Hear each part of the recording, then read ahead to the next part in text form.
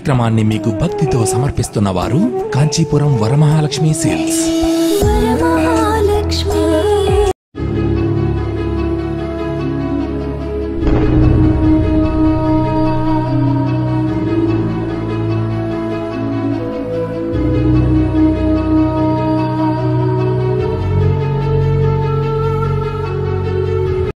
సాయి భక్తులందరూ తప్పకుండా సబ్స్క్రైబ్ చేసుకోండి. ప్రతి వీడియో అప్లోడ్ అయిన ప్రతి క్షణం మీకు వెంటనే మెసేజ్ వస్తుంది. తప్పకుండా ఈ చక్కటి సౌలభ్యాన్ని ఉపయోగించుకోండి. సాయి సర్వస్వంలో టెలికాస్ట్ అవుతున్న వీడియోస్ అన్నిటిని వీక్షించే ప్రయత్నం చేయండి. శ్రీ సాయి సర్వస్వం వీక్షిస్తున్న సాయి భక్తులందరికీ సమర్థ సద్గురు సాయినాథుడి యొక్క దివ్యమైన అనుగ్రహం పరిపూర్ణంగా లభించాలని మనస్ఫూర్తిగా ఆశీర్వదిస్తూ, తమ్నేల్ మీరు చూశారు, ఈ జ్యేష్ఠ మాసంలో ఈ పని తప్పక చేయండి, మీ దరిద్రాన్ని పోగొట్టుకోండి అని. ఆ పదము దరిద్రము అనే పదము ఎందుకు ఉపయోగించవలసి వచ్చింది? జ్యేష్ఠ మాసానికి దరిద్రానికి సంబంధం ఏమిటి? తప్పకుండా ఈ వీడియో చివరి దాకా చూడండి. చాలా చాలా చాలా అమూల్యమైన వీడియో ఇది. జ్యేష్ఠ మాసం నిజంగా జ్యేష్ఠాదేవికి చాలా ప్రీతికరమైనటువంటి మాసం. శాక్తేయాన్ని మనం చూసినట్లయితే, పురాణ ఇతిహాసాలను మనం చూసినట్లయితే, జ్యేష్ఠాదేవి యొక్క శక్తి ఎటువంటిదో, ఆ తల్లి అనుగ్రహం పొందాలి అంటే మనం ఏం చేయాలి, ఆ తల్లి ఆగ్రహానికి గురైతే మనం ఏమైపోతాం అనే అంశాలను తప్పక తెలుసుకోవాల్సిన అవసరం ప్రతి ఒక్క భగవద్భక్తుడికి ఉంది. సబ్కా మాలిక్ ఏక్, భగవంతుడు ఒక్కడే. హిందూ సనాతన ధర్మము సంప్రదాయాలను ప్రతి భక్తుడికి అందించాలనేది మా సత్సంకల్పం. ఎందుకంటే మనందరి దైవము, మనందరి గురువు అయినటువంటి సాయిబాబా బోధించిన ప్రథమ బోధన ఒకటే.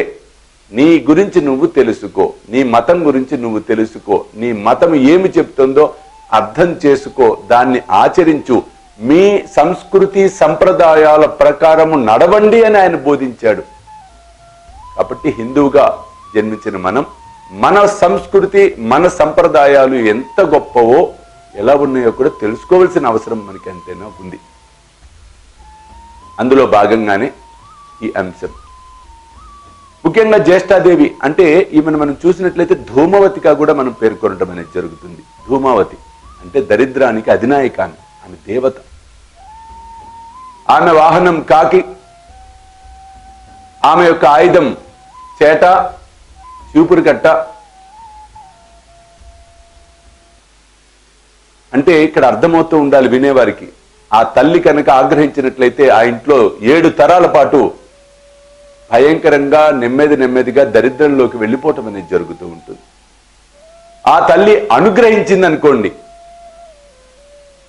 వెంటనే ఆమె తన సోదరి అయిన మహాలక్ష్మికి స్వాగతం పలుకుతూ ఆమె పక్కకు వెళ్ళిపోవటం అనేది జరుగుతుంది. అందరూ ఒకరే, ఆ పార్వతీదేవి యొక్క, ఆ తల్లి యొక్క అవతారాలే. కానీ కొంతమంది అంటారు, మరి భగవంతుడు ఒక్కడే అయినప్పుడు ఒకరికి కోపము, ఒకరికి ఇట్లా ఎందుకుంటాయండి అని. దాన్ని కాదు, ఇక్కడ విరి విధానాలు అవ్వచ్చు, మానవుడి యొక్క చేష్టలు, చర్యలు, సాధన, రకరకాల పరిస్థితుల ప్రకారం నడవటం అనేది జరుగుతుంది ఇక్కడ. కాబట్టి ఆ అంశాలు మరలా నేను ఇంకో వీడియోలో చక్కగా చెప్తాను, విడమరిచి చెప్తానండి, చెప్పలేక కాదు, ఇక్కడ మనకి ఈ వీడియో టైం అయిపోతుంది. కాబట్టి జ్యేష్ఠ మాసం అన్నది చాలా పరమ ప్రీతికరమైనది జ్యేష్ఠాదేవికి. ఇవాళ ప్రతి ఒక్కరం దరిద్రం ఇన్ ద సెన్స్ ఏదో ఒక సమస్యే, ఏదో ఒక కష్టమే, ఒకదాని తర్వాత ఒకటి మనని పట్టి పీడించడం అనేది జరుగుతూ ఉంటుంది. కొన్ని సందర్భాలలో కార్యసిద్ధి కలగటంలా, కొన్ని సందర్భాలలో కార్యము సిద్ధించినా అందుకోలేకపోవటం అనేది జరుగుతూ ఉంటుంది. ఉదాహరణకి కార్యము సిద్ధించింది. ఏమి కార్యము?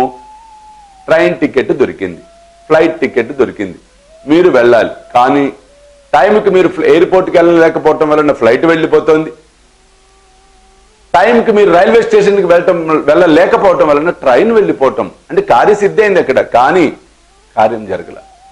ఈ విధమైన ఆటంకాలు, అంతరాయాలు అనేక రకాల వలన కలగటం అనేది జరుగుతుంది. కాబట్టి ఈ మాసంలో మీరేం చేయాలి? ఆ తల్లి కృపను ఎలా పొందాలి?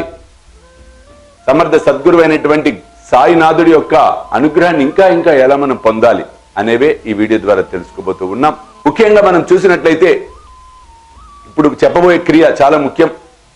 ఆల్రెడీ ఇవాళ 26వ తారీఖు వచ్చేసాం. 27, 28 పౌర్ణమి గడియలు వస్తున్నాయి. జ్యేష్ఠ పౌర్ణమి విశేషం విశేషం విశేషం. ఈ పౌర్ణమి రోజు ఆ తల్లి అనుగ్రహించడానికి సిద్ధంగా ఉంటుంది. ప్రతి ఒక్క భగవద్ భక్తుడు, అమ్మవారి భక్తుడవచ్చు, సాయిబాబా భక్తుడవచ్చు, ఎవరి భక్తుడైనా సరే జ్యేష్ఠ పౌర్ణమిని ఉపయోగించుకోండి. ఆ తల్లి అనుగ్రహించడానికి సిద్ధంగా ఉంటుంది. మీరేం చేయాలి అంటే జ్యేష్ఠ పౌర్ణమి నాడు నేను చెప్పే పదార్థాలు చక్కగా రాసుకోండి.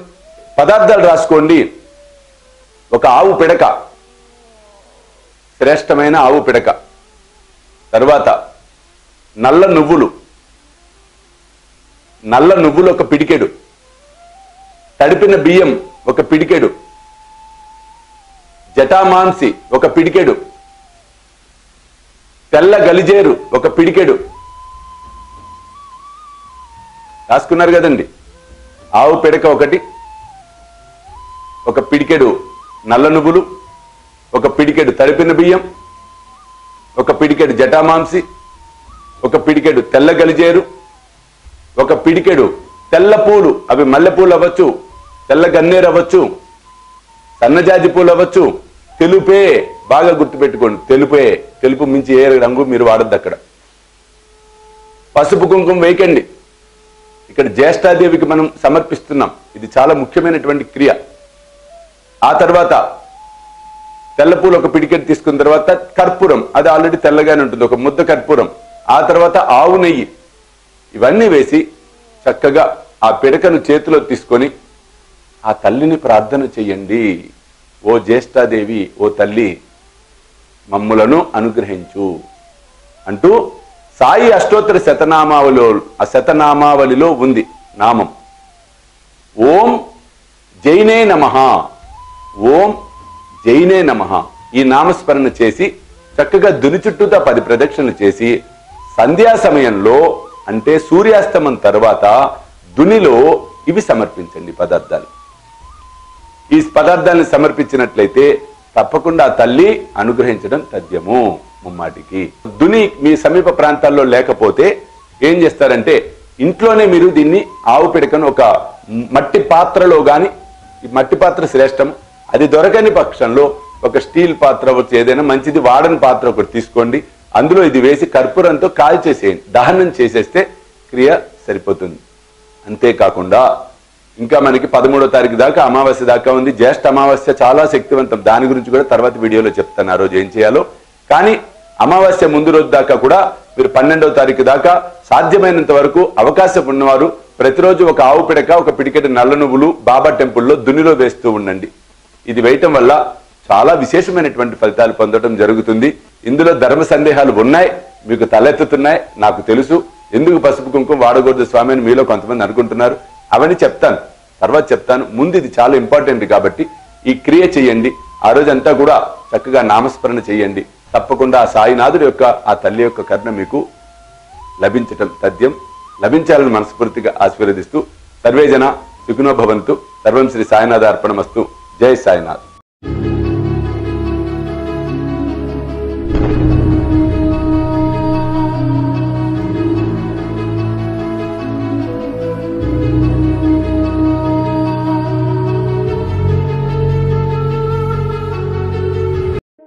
ఈ కార్యక్రమాన్ని మీకు భక్తితో సమర్పిస్తున్న వారు కాంచీపురం వరమహాలక్ష్మి సేల్స్.